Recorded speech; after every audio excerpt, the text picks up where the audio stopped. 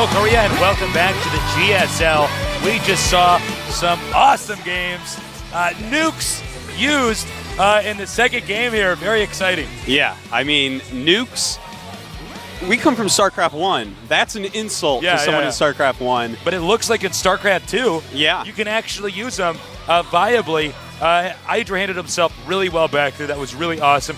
By the way, before we talk about this match, we have been informed that some people are having problems with the stream. We are getting so many hits that it has been flooding the stream at times. So we do apologize for that. We do have people working on that right now. So hopefully we'll get that fixed for you guys. We really want this to be the best possible experience for you. So as we speak, people are working on fixing on that. So going on to this next series, which I think is going to be even better than what we saw before. Yeah, I think so. You know, Hydra, one of the very favorites. Hajun, he's a very good player with very interesting strategies, but it's his first time on stage. Yeah. You know, I think he did choke a little bit in there. And, of course, Hydra, a big favorite overall. So, you know, a little bit one-sided, Hydra 1-2-0. Yeah. But I think this next one, it's going to be a lot closer. Maka, though, you know, one of the very best Terrans in Korea since the beginning. Focus, a great Warcraft 3 pro, who's even been doing well in Warcraft 3 recently. Now playing StarCraft 2, I think it's going to be a great match, TVP. I'm really excited for this, actually. TVP, a very fun matchup in this game. Terran versus Protoss, I think, might be the most dynamic matchup because there's so many things that both races can do to each other that you gotta be on guard for anything and everything. There's so many different, so much different stuff you can do to each other. Now, I want to emphasize again that this is the StarCraft 2 tournament of the world. The largest prize pool by far of anything ever seen before in esports, especially we consider this is an individual league. It's not a team league like Counter-Strike. So there is so much on the line here. It's not just about pride or fame. It's about the money. Some nerd is going to be a sick baller by the end of this month, man. Yeah, he is. And the nerd in second place will actually probably be a sick baller, too. Will be a sick baller, too. Yeah, and third place, actually, I believe, and fourth as well. It's a big prize pool overall, is what I'm trying to say. Yeah. But, you know, these players, can one of these players win? I think that Maka, you know, while not really mentioned as one of the very top favorites, I think he's still one of the favorites of the tournament. He's ranked extremely high on the ladder. He's won a lot of tournaments in Korea. He's had a lot of success in all the leagues here. I think, this guy is one of the favorites as well. And, of course, Focus has shown us that in Warcraft 3, he's a top player. Yeah. Of course, he can come over here, show his skills as well. And this is going to be a great match. TVP, very good. And one thing to throw out there for everyone, I know that in the English-speaking community, a lot of people feel that Terran is actually over Protoss in this matchup. But nowadays, in Korea, everyone's kind of feeling, wow, you know what, Protoss right now is the strongest race. Yeah, we were actually talking to these guys, and many of the pros like, well, I don't know. I think they don't think it's grossly disproportionately imbalanced, but they do think that it is a matchup that slightly favors Protoss. So a little bit of food for thought there. It's interesting to see how these different regions of the world view the metagame.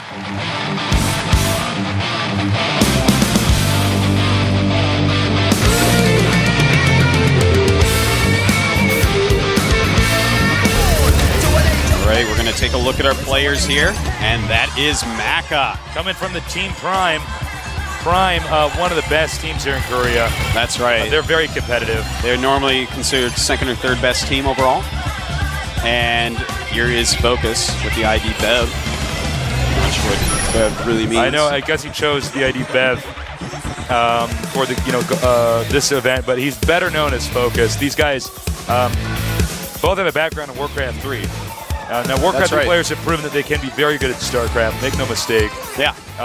Especially when it comes to the early game. Yeah, their micro is very good. They really concentrate a lot on it. Yeah, great micro from these guys. And they're really good at using early unit mixtures to the full advantage. When you get these guys from, like you or me, from a StarCraft background, we tend to look at more of a macro economic focus. But some of the micro tricks and openers we've seen here from Warcraft 3 players has been phenomenal. Yeah. They're very aggressive overall as players, but Maka, he kind of subscribes to a more StarCraft style of play. He really likes his timing pushes. Yeah. He loves to get expansions up. So, you know, he's definitely one of my favorite players to watch. I love to watch Maka. I've played against him many, many times. Such a skilled player. Anytime that you get him in the Korean ladder, man, you get little shivers down your spine. You're like, oh no, this game is going to be so hard. I just wanted to win before I ate my oatmeal. This guy is a nerd assassin, and he's definitely a force to be reckoned with.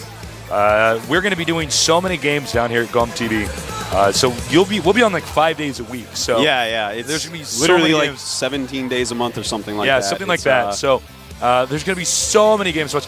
Please tell all your friends to tune in and check this out. StarCraft 2 is only going to get bigger out here, and this is just such an exciting first step towards seeing that development happen. So both players are in the game. We do have confirmation that they are ready. So when our Korean commentators are ready, we're going to get this going. That's right. Yeah. We sync up with them, and they run the show because we're in Korea. They run the show, so we work off their pace. Right. Our first map is going to be Delta Quadrant. Very interesting Delta map. Quadrant. This is actually going to be a really fun map for Terran vs. Protoss because the bases are very close outside the naturals, but they all have expansions in the back protected by rocks. Now, this actually makes it a very hard map for Zerg players, but in Terran vs. Protoss, this is going to make it very exciting because you can just take that back base, sit up your ramp, and no one's going to really know what you're doing unless you waste a scan, get observer, something like that. We could see some very fast teching coming out of these guys. There's a lot of stuff you can do. Sometimes this map reminds me a little bit of like Bladestorm, old school Starcraft map. A little bit. But you know, I love the way that they've used destructible rocks already. Yeah. To kind of enhance the strategic play in StarCraft 2. Such a good game. Absolutely. You know, if you didn't have those destructible rocks there, then suddenly the whole map dynamic changes. You can just expand freely there, like instantly. You know, make a wall and then expand off a marine or something. And that might be overpowered. We don't really know yet. We don't know yet. But I like that they're starting out with the rocks there instead. It's pretty cool. All right, looks like we're ready. Let's do this.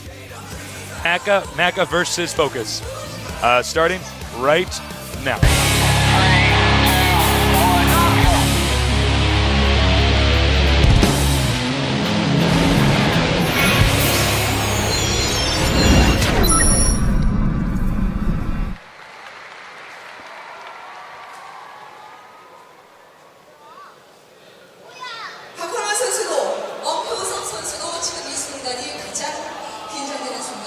Okay, the game is almost loaded here. Apparently Maka loads a little bit slower than the other players here.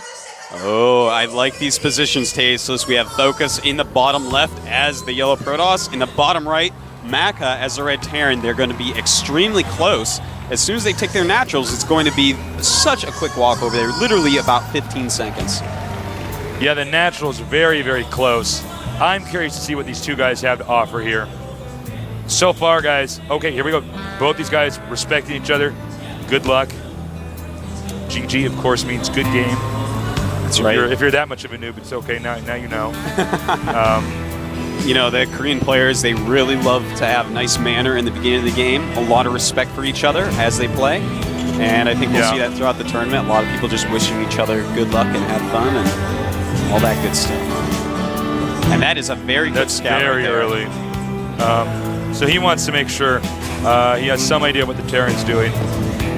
And here we see he's going to do a little bit of harassment here on the SCV. Insta SCV to come up and help fight off that probe. And oh, the probe takes way more damage than he should have. Yeah. Going down to 15 health. Okay, he needs to actually move this probe out of here.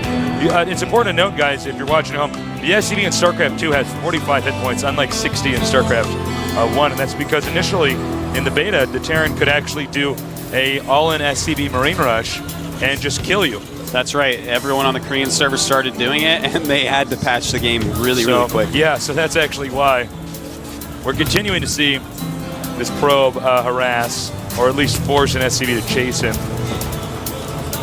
And, you know, it's kind of sad he lost that many hit points on the probe. It's going to make it a lot harder to keep it alive when the Marine gets out, which I'm sure is going to happen right away from Maka. He's going to want to deny any scouting. That is one of the key things in StarCraft. Scout, but do not be scouted. Yeah, it's a big game about, you know, deception and intel gathering, especially when you get to high levels. So we see charge is used. I think he's saving a few extra charges coming up here. I think he might be going for a warp gate rush. Yeah, it's definitely a possibility. And look at that, a second geyser being taken. And that's going to open up to a lot of different things that he could do. He might want to rush up to robotics, get an observer in there, see what's going on, maybe use some immortals. Or he might just go for something more sentry heavy, a very gas heavy unit. And look at this. He's making a bunker. He's making a bunker. Oh my. He's sending a Marine in here. In with the bunker, and you know what's actually really interesting about this is the positioning of this bunker actually means that it might not be possible for probes to get surrounded and to attack it. Oh, it's going to be so close. We're getting there. Oh, that was huge. That was so huge to actually kill that, but he's going to sell the bunker. No harm, no foul. He just loses the SCV and the Marine, and he could have gotten huge dividends. That Zealot just barely killed that Marine in time. That could have been a disaster, actually. Wow. That was really smart. I tried to zoom in there. I thought that'd be good kind of cinematography, and then I realized it actually kind of blocks the dead Marine body. So this is the first time we've been observing in StarCraft 2, guys. So bear with me here. We do have Stim on the way, Marauders. And more Marines with these reactors. You know, I got to emphasize because that was so smart because the building placement here is much tighter than you expect to see on StarCraft 1. So probes could actually not surround that. So that's some sick spatial reasoning. And, not just that, but that is Maka thinking on his feet. That is not something you practice. I know. Building something in that weird building placement. He just saw that and he's like, oh, let's try this. And it almost paid off hugely. Yeah. But, it didn't. That's fine. But the build we see right now from Maka, I would like to say, is really, really intriguing to me. We see that he has the reactor up. He also has a tech lab up down here, just making some Marines and Marauders. This reminds me of a very powerful build way, way back at the very start of the beta, and even before that during the alpha that people played at BlizzCon and such, which was called the Zadok build. And it is just, you make Marines, you make Marauders, you get Stim, and you go and try to hurt or kill your opponent and expand behind it. So I'm really excited to see Maka using this old strategy. It went out for a while, but it looks like it's back here in the hands of Maka. And it does look like he also has satellite TV down here, so they get all the channels they need over here as a Terran player. It's very exciting. He's actually not going to go for the Warp Gate Rush. He's going to go for Robo. This is what I prefer to do, actually, as well in this matchup. He's going to go for Quick Colossus, so he's not taking 2 Immortals, so there will be a small window of time here where the Terran can attack and do some damage. Here's the Observer scouting. And he checks, is there an expansion? No, he's going to go in the main now. And if we look at the ramp right now of the Protoss user, we will see that he does have a sentry. So as long as he gets his force fields up in time, he should be able to hold this off and just kind of whittle it down with his ranged units. Just throw that force field down as one unit's coming up. And look at this, beautiful He needs to have a force field. He needs to have the perfect timed out force field. Can he do it? Can he do it? Can he do it? Oh! He kills the sentry before it gets one off, and this might be good game. That actually could be in. You have to have that force field timed out. It's so important. Look at that. Takes that down. No Immortal, no Colossus is going to come out. And he's targeting the Nexus. He does have enough money to replenish the Nexus. Wow. Boom. Peace, GG. That is it. That's it. What an amazing strategy and execution there by Maka. Focus just not quick enough to throw down that force field. That is the one thing he had to do to live through that. He should have focused. You see what I did there? Yeah, that's his name. I write my own jokes. Simply put, he didn't get the force field out in time. Yeah. So obviously, if you guys are confused about what happened at home, he knew that an attack would be coming, and his plan was to simply block his ramp by time until he has, other necessary units to hold up that attack. But if you miss that by 1 second, that's right. That's all it takes. They just run up the ramp, they kill the sentry before you get it off, and that's it. I mean, what are you going to do against that? He kills your sentry, you have 2 units, you're trying to make the Immortal, but you just, it's sad, man. Poor focus. He has to be really frustrated by that loss. I am now joining the next game. Both of our players are ready to enter this pretty quickly here. So if we could learn from that game, that's not necessarily where one strategy beats another. That's where one player's concentration is simply put higher than the other. So Maka, I like that name, Maka. It's kind of a cool idea. It's kind of cool. I like that idea. One of the better ideas out there. It's no Tasis or Atosis, but it's a good idea. No. Who has IDs like that, Tasis? No one.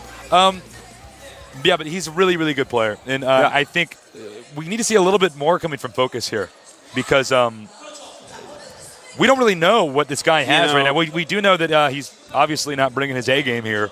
It was a lapse in concentration. It might have just been something as unlucky as he looked away to build a pylon. If you sneeze, and that happens to be the moment the Marauders and Marines are coming at your ramp, that's it. Yeah. There's so much stuff you can do with Force Field. It's actually such a fascinating ability.